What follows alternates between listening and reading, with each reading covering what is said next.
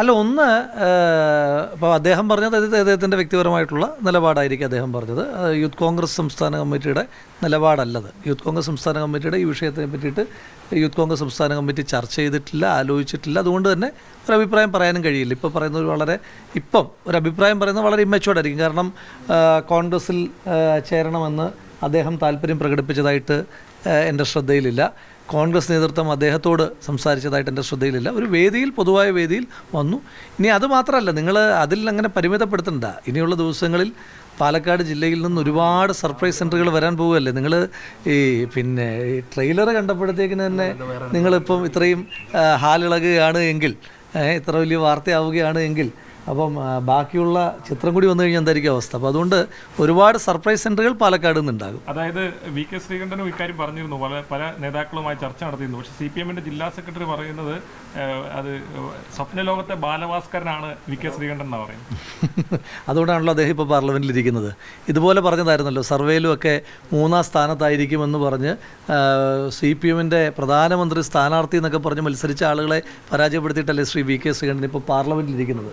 അത് സ്വപ്നലോകമല്ലല്ലോ, അതൊരു യാഥാർത്ഥ്യ ലോകമാണല്ലോ, ജനങ്ങൾ കൊടുത്ത അംഗീകാരമാണല്ലോ. പിന്നെ ജില്ലാ സെക്രട്ടറി തന്നെ പാലക്കാട് തിരഞ്ഞെടുപ്പുമായിട്ട് ബന്ധപ്പെട്ട് ഒരുപാട് സ്വപ്നങ്ങളൊക്കെ പങ്കുവച്ചിരുന്നല്ലോ, അത് നടന്നില്ലല്ലോ. അപ്പോൾ അദ്ദേഹത്തിൻ്റെ സ്വപ്നങ്ങളല്ലേ ഈ അടുത്ത കാലത്തായിട്ടൊന്നും പൂവണിയാത്തത്. അപ്പോൾ അതുകൊണ്ട് അങ്ങനൊരു അദ്ദേഹമായിട്ടൊരു വാദപ്രതിവാദത്തിനില്ലല്ലോ.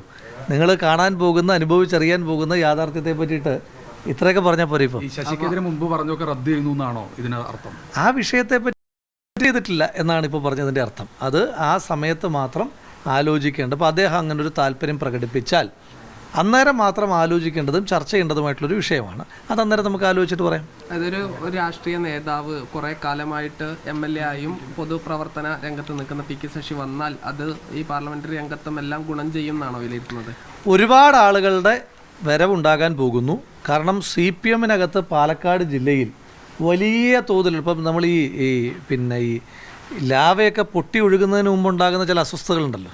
അപ്പോൾ അതുപോലെയുള്ള ഒരു അഗ്നിപർവ്വതം കണക്കെയുള്ള ഒരുപാട് അസ്വസ്ഥതകൾ CPM-നകത്ത് പുകയുന്നുണ്ട്. അതിൻ്റെ ഭാഗമായിട്ട് ജനകീയരായ ഒരുപാട് ആളുകൾ ജനകീയരായിട്ടുള്ള ഒരുപാട് ആളുകൾ പുറത്തേക്ക് വരും.